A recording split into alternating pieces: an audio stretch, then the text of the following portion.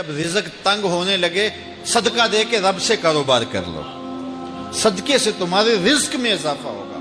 یہ رب کا وعدہ ہے، اللہ کے وعدے جھوٹے نہیں ہو سکتے۔ رزق کی برکت کا ایک اور بہت بڑا ذریعہ النکاح ہے۔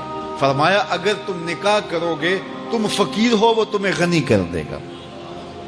لوگ کہتے ہیں بچہ پیروں پہ کھڑا ہو لے تو پھر نکاح کریں گے، اللہ کہتا ہے تم نکاح کرو ہم پیروں پہ کھڑا کر دیں گے۔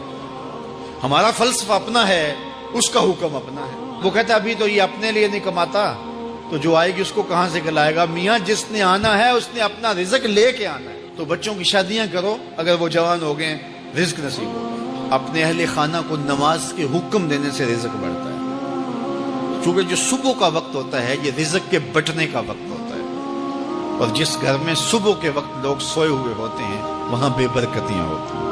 تو طلوع فجر سے لے کر کے طلوع آفتاب تک